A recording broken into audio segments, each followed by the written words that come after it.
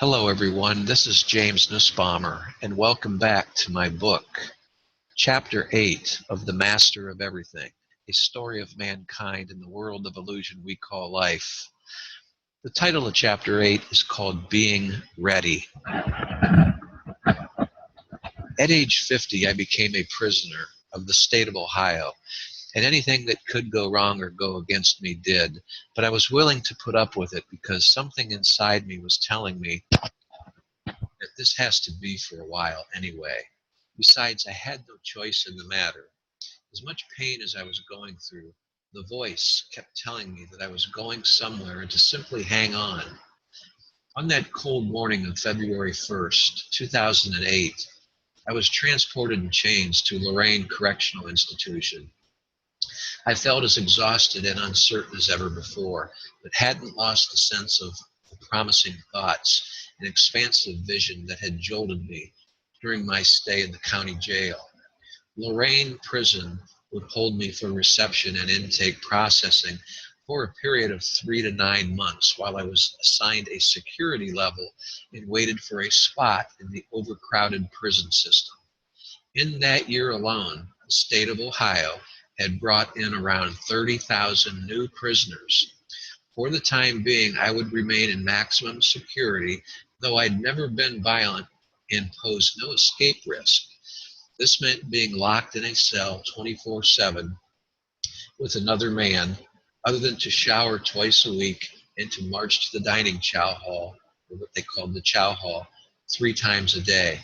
After a buzz haircut and an issue of prison clothing, I was taken to prison house number 4, where I would spend the next few to several months.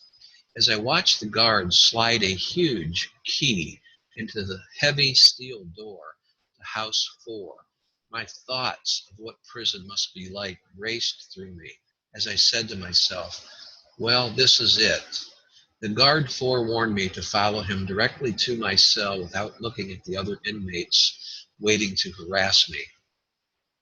As he slowly swung open the vault-type door, blasts of insanely loud noise surged directly through me.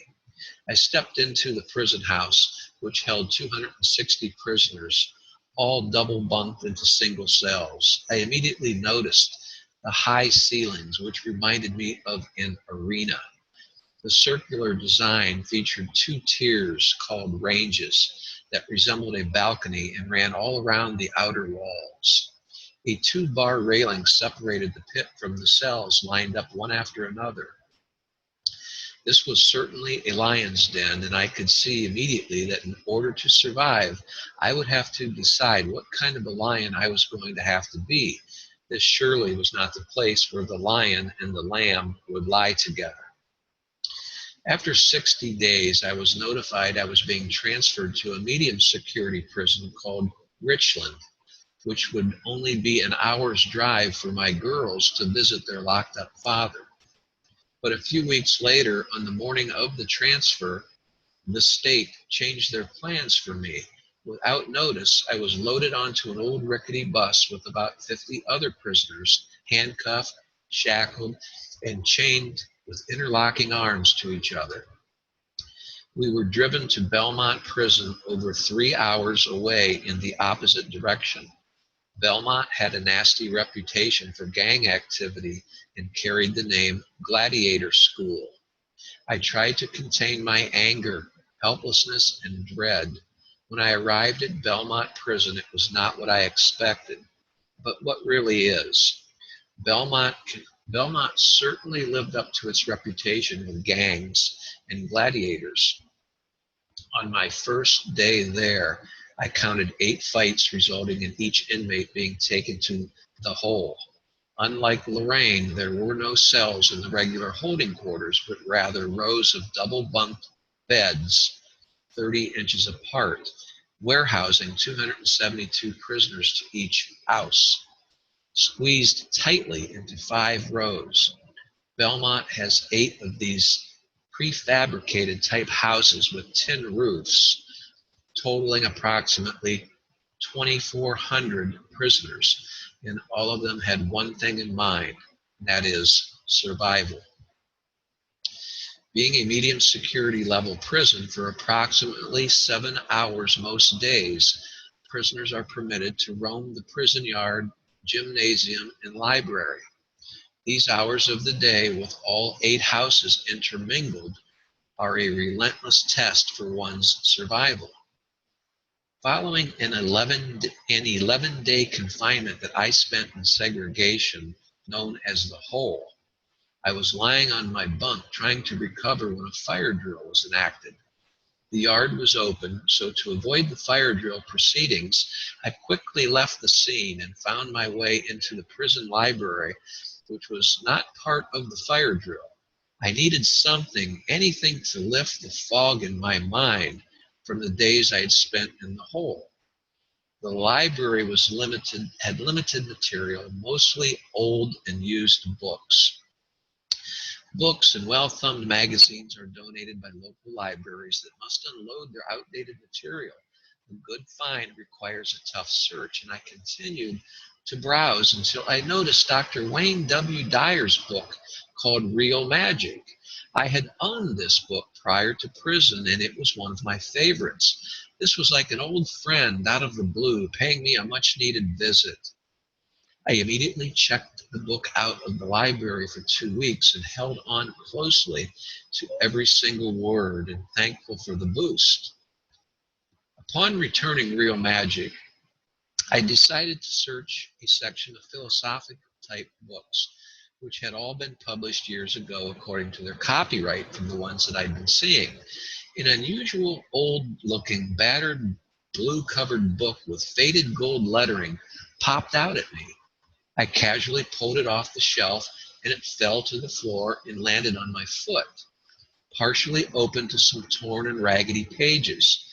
As I bent over to pick it up, I noticed the gold faded lettering said, to my surprise, A Course in Miracles. I quickly made a double take to make sure that what I just read was correct, and immediately all of those years and circumstances where I had heard mention of this godsend flashed before me. I said to myself, with a warm, glowing feeling inside, and also to the book, as if it had been looking for me. So this is what you are. I'm so glad to finally meet you. And of all places, how did you get in here?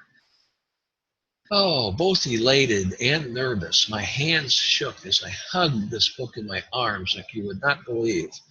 I knew right then that whatever was contained within these pages was written for me. As it turned out, this copy was the condensed version with all 3 volumes included in one publication.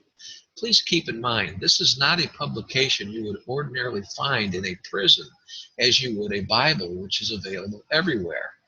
Nevertheless, as I stood there in the library at the bookshelf where I met my new friend, I went to the copyright page to see it was dated 1975.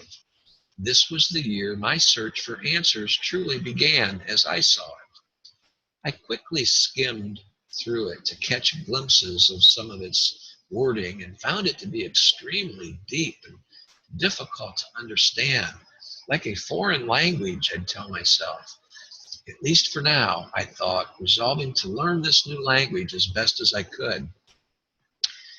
As I flipped through the book, feeling eager and rushed, I was stopped at a section in smaller than normal print, which grabbed my attention. I stood there with tears in my eyes as I read the following, which seemed as though it were speaking right directly into me. This is a course, I'm sorry, I'll repeat that. This course is a beginning, not an end. No more specific lessons assigned, for there is no need of them. Henceforth, hear but the voice for God. He will direct your efforts, telling you exactly what to do, how to direct your mind, and when to come to him in silence, asking for his sure direction and his certain word. This message then directed me to go to the workbook, page 487, and I did what it said. All I can say to you now is that this message I found there did tell me what to do. I examined the inside of the ragged and marked up cover to notice that the book had been received by the prison library 2 years prior and had not once been checked out by another inmate. A name and phone number was written inside the front cover by a woman in Sedona, Arizona, with her handwritten message that said, "My will is that this finds its way to you." I figured the book had once belonged to her, and for some reason she had donated it to a charity. The writing seemed to be years old and made me think it might have ended up in an estate sale or a charitable sale for some social club of sort, or what have you. In any event, it somehow found its way across the country until it landed on my foot, and at the very time I was in critical need for it to be with me. The condensed version of A Course in Miracles contains the 669-page text, the 488-page workbook for students, and the 92-page manual for teachers. I immediately checked it out of the library and began to read each word of its deep content. At first, I found much of it difficult to understand. Nothing seemed to make sense. However, though, I felt the words connecting to me in a very strange way that I just cannot describe. I felt I was being pulled towards something, but also welcomed at the same time.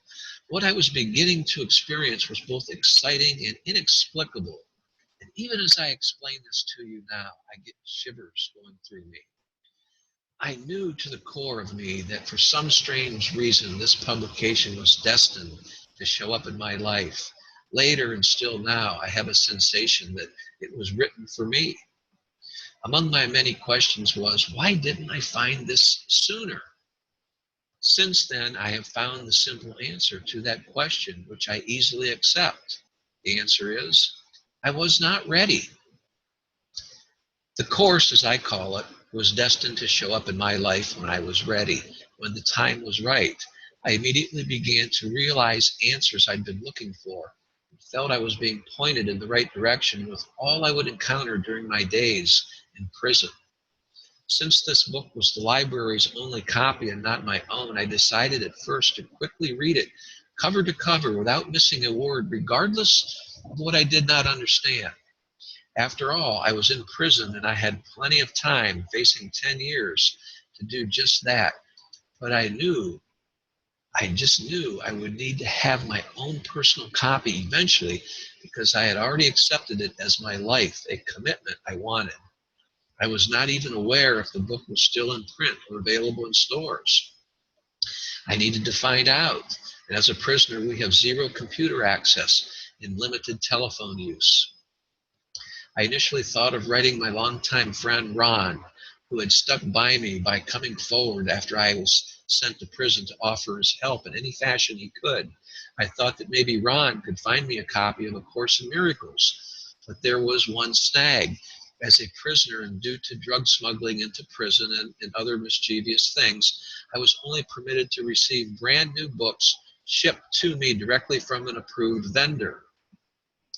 I decided to hold off for now on notifying Ron, and in fact, I never did mention it to him at all. I didn't want Ron to think I had gone overboard with my emotions and had fallen for some save-the-day self-help book. The timing wasn't right, and something was urging me to see it this way. Most people do not realize the importance to prisoners of an outside support system, such as Ron, and I continually thank him for all his efforts in helping me. He writes me consistently each week, as a matter of fact, and our relationship as friends has grown strong. He visits me as often as he can, even though he lives in Florida. He tells me it gives him an excuse to check in on his 82-year-old mother, who lives in Ohio near the prison. One day I will repay Ron in a special way. Well, after about 3 months of renewing the course from the library, I was feeling a oneness with these words. Things were beginning to click. I asked the librarian who had worked as a state employee in this same library since the prison opened in 1995 if she had ever heard of A Course in Miracles. In a very abrupt and authoritative fashion, she answered, "Course in what?" She had never heard of it, and I asked around among a few other inmates who I thought might be likely, and all of them had answered no. To this day, while in prison, I have not run into a single individual in the prison system who has ever heard about A Course in Miracles. I had to do something, at least try to get a copy of the course, and even thought about asking the librarian if she would work with me somehow. But somehow I waited and remained patient for a little while longer.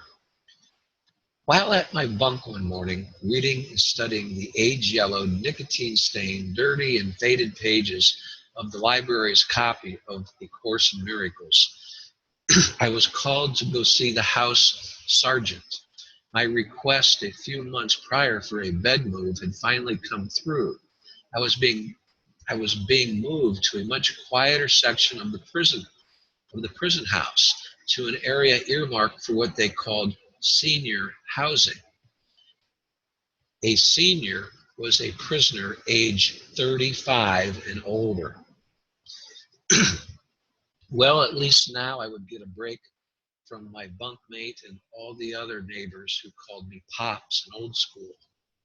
Upon arriving with my belongings at the new bunk location, A96, I plopped my property onto the mattress and steel springs of the bunk and greeted my new bunkie. Next to our double bunk was a rusty old wall locker decorated with initials and dates back to the 1960s scratched into the metal. I would share this cabinet with my bunkie. Each of us would possess one side. The top of my half of the locker cabinet was terribly dusty, and I began to wipe it down. I noticed what appeared to be a thick book underneath a torn and dirty rag that was part of an old towel. As I removed the cloth, I was shocked to find a very clean and minimally tarnished copy of A Course in Miracles. Is this some kind of a joke? I thought to myself. But how could it be a joke? I asked under my breath, with my voice shaking with utter confusion. Right away, I asked my new bunkie, whom I did not know yet, if he was aware of the book's rightful owner. He simply shrugged it off and shook his head. All he could tell me was that it was sitting there for ages, and the previous occupant used it as sort of a bookshelf where he placed his girlfriend's picture. The book was not used for reading material at all. It had simply been sitting untouched for God knows how long. Well, I circled the bunk, asking all around while holding it up high whether anyone had misplaced it. No one would claim it. My new bunkie finally said, "Dude, give it up. I tell you, dude, it has been sitting there for a long time. Just keep it. It's yours." I cannot describe how I felt that day, and once again, I still have shivers going through me as I speak to you about this. I was shaking with anxiety and wonder. I had already been a student of the course for about 3 months, and now this book suddenly appeared to end up becoming my own private, personal copy. How did it get into this prison and into my wall locker?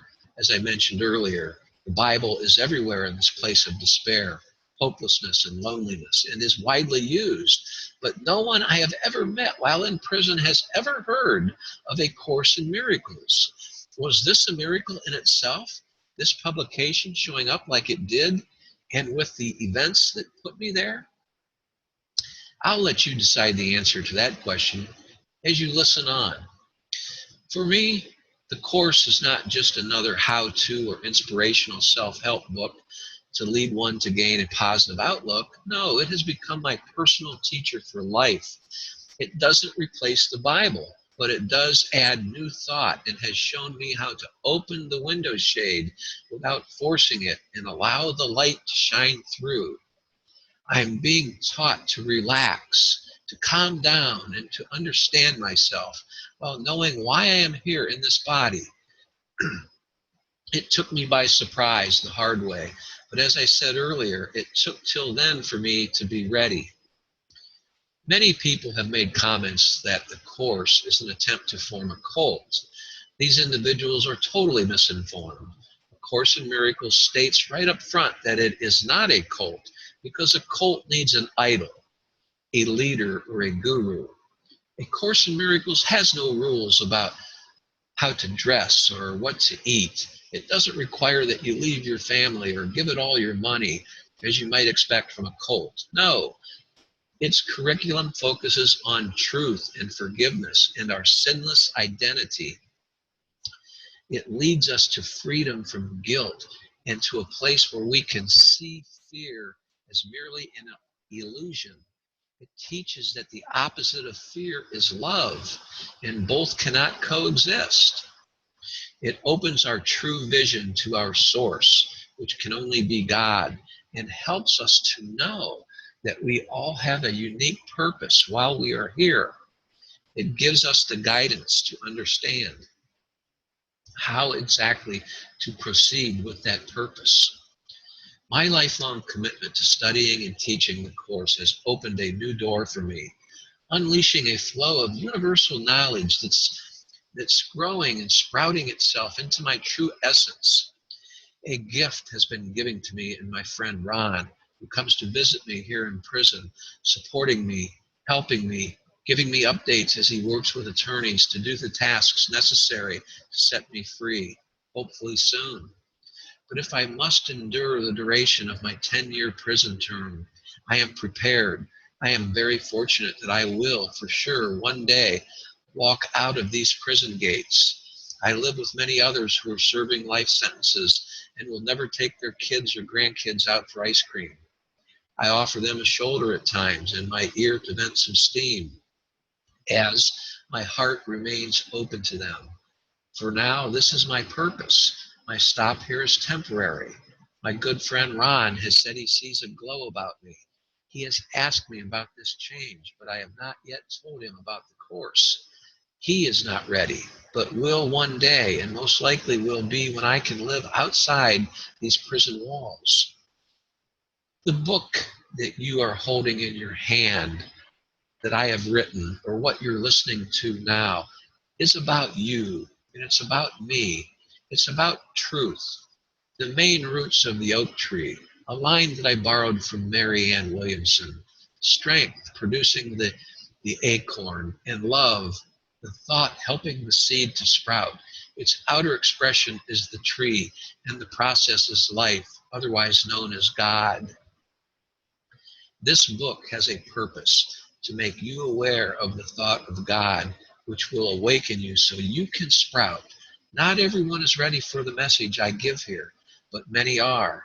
I hope to make your life better only by continuing to show you what I have learned, and not by preaching to you. I have discovered truth with a capital T to be unalterable, eternal, and unambiguous, as the Course teaches us. It applies to everyone and everything God created, and only what He created can be real.